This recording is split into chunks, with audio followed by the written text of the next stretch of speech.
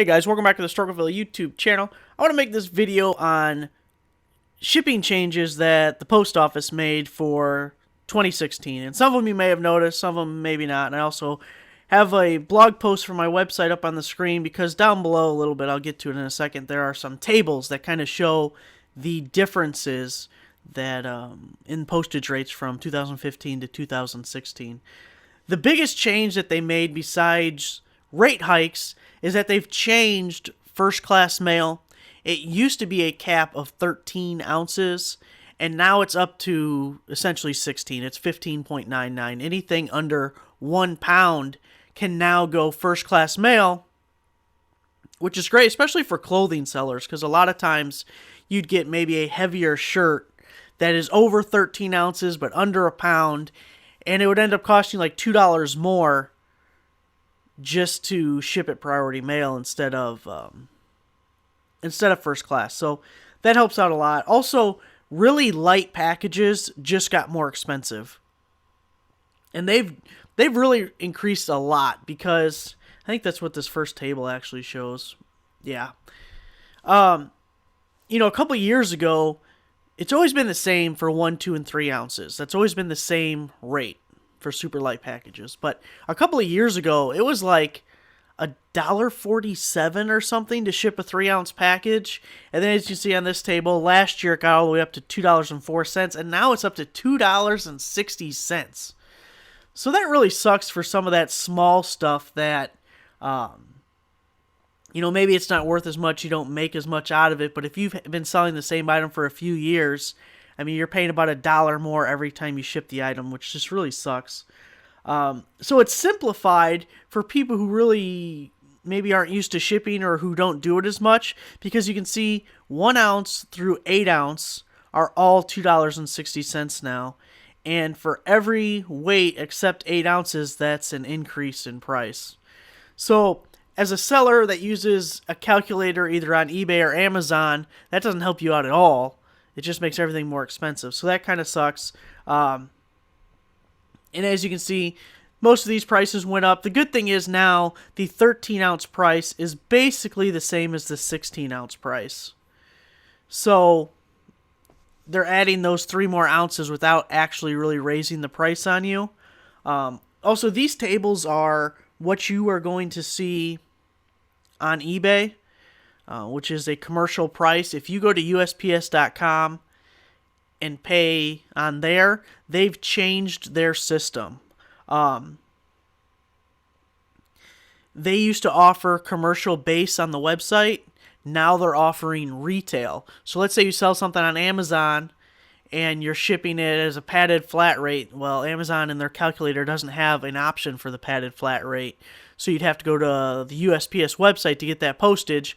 Well, besides the rate hike, you're also paying more over there now because of the pricing change. The tier that you're paying has changed. So it might be a reason to get like a stamps.com account or something. It might be more important now or more beneficial than it has in the past.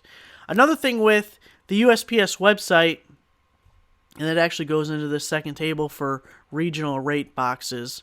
Right when this went into effect and when I made this post, the regional rate boxes weren't on the website. Actually, somebody left a comment on a video, an old video, and just said that they were just on the site and they couldn't find the regional rate boxes.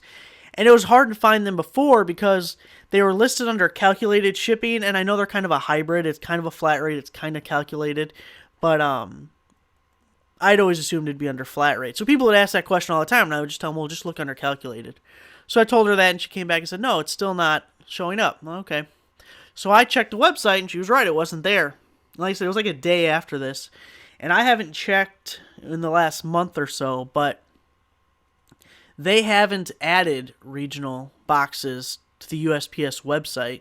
So you can't get it on Amazon. You can't get it on the USPS website. You're down to eBay, and then stamps.com also does have that. So, like I said, I used stamps.com for like a month a long time ago. eBay had a problem with their shipping calculator, or I can't remember what the hell happened.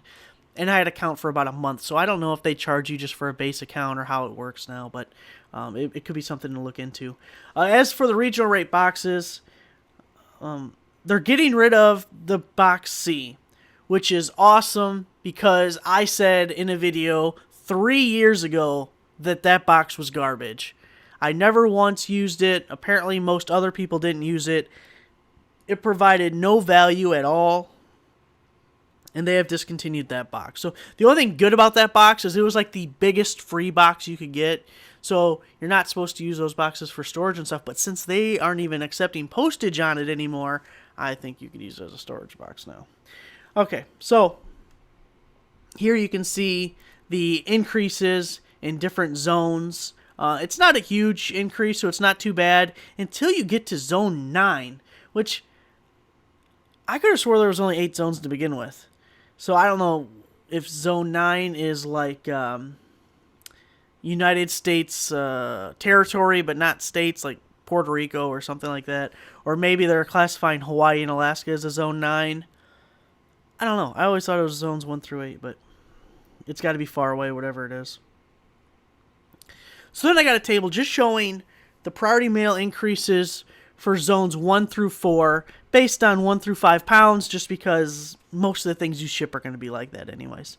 And it shows the different price changes. And the big thing about this is the farther it goes from you, the farther away it's going, the more it's costing to ship. And I don't mean, okay, yeah, it always costs more when it goes from the bigger change and the bigger rate hike is for stuff that's going a long distance. So if you live on either coast, you're really getting screwed because half of your packages are probably a zone 6, 7, 8. And a real quick story, around Christmas time, I had gotten this Hot Wheels toy, and I bought a lot of it because it was only about $5 a piece, and it was selling for like $25 or $30 a piece on Amazon, and we were getting really close to Christmas time. So I decided it's too close to Christmas to send it into FBA. I'm going to merchant fulfill this, and I really hate merchant fulfilling anything on Amazon because then you have to deal with the customers, and honestly, that is the most dreadful part of this business for me. I cannot stand having to answer a customer question or deal with returns or any of that. So I really avoid merchant fulfilled for that reason as much as any other, because the shipping and processing stuff really doesn't bother me. So we decided to merchant fulfill this item, this Hot Wheels toy. And over the weekend, it was over 80 of them sold. I mean, it was ridiculous. It was a ton. And they were kind of on the cusp. They were just over a pound. So it got really expensive because they fit in a legal flat rate envelope, which at the time was like $5.05 or $5.15 to ship. However, I don't keep 100 legal flat rate envelopes around because usually the only thing I ship in a legal flat rate is clothes that is over 13 ounces. So I have like 25. So the problem was an item going to like California that weighed in the 1 to 2 pound range was like $9, $8 or $9. But in a legal flat rate, it was only, like I said, 5 something. So it's almost double the damn price. And I ran out of legal flat rates, and we still had a ton of packages to do. So I called up a local post office. It was like 20 minutes away because I live out in the middle of nowhere. And I asked them, do you have the legal ones? And they said, yeah, we have those. And I even gave her the dimensions, the 15 by 9 legal ones. Yeah, we have those. Okay. So I drive over there. We get in the post office, and she hands me the regular flat rate envelope. And I said, this isn't the legal. This is the normal one, the regular one. And she goes, well, we charge people legal for that one. I told her, well, then you're overcharging every single person that comes in here because that is not a legal flat rate envelope. That is the regular flat rate envelope.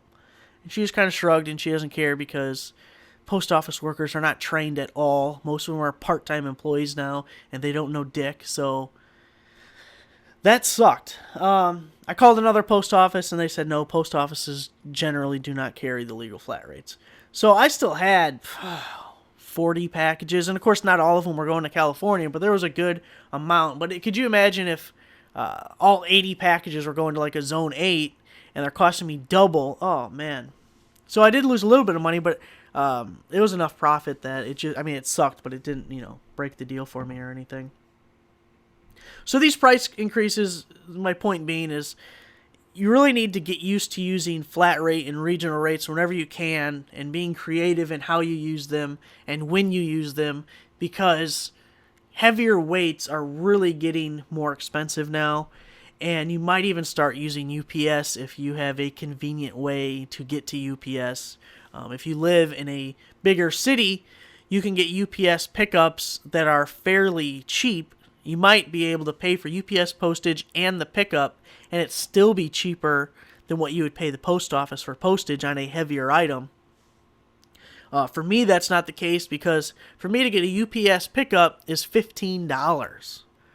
So typically what I do is go on Amazon. I have Amazon Prime, and I'll find any cheap item. I don't even give a damn what it is. If it's $5 or $6 and it comes with free shipping, I'll buy it. So UPS delivers it, and then I'll have my packages ready to go, and I'll just give it to the driver when they get here. So it's kind of like getting an item and only paying, a third of the price for free share for a pickup.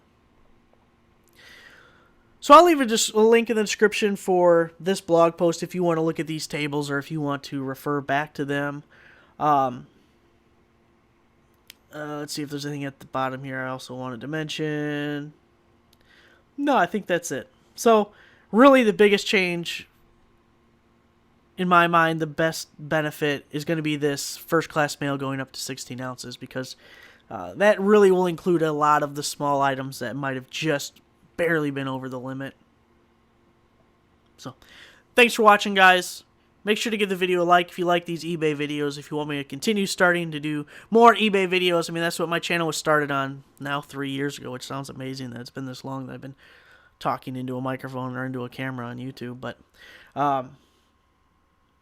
yeah, thanks for watching, guys. Make sure to subscribe if you're not already a subscriber. Check out the website.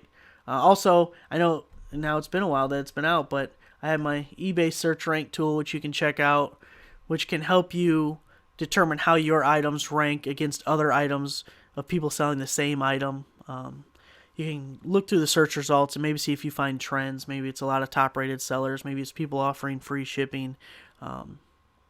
Maybe you'll notice that people at the top have a lot of watchers on their items, or that their item is close to ending. These are all things that can affect your search rank, so that's why I developed this tool to help sellers get a feel for where they stand against other sellers, and maybe do some tweaks to their listings to improve it. So thanks for watching, guys.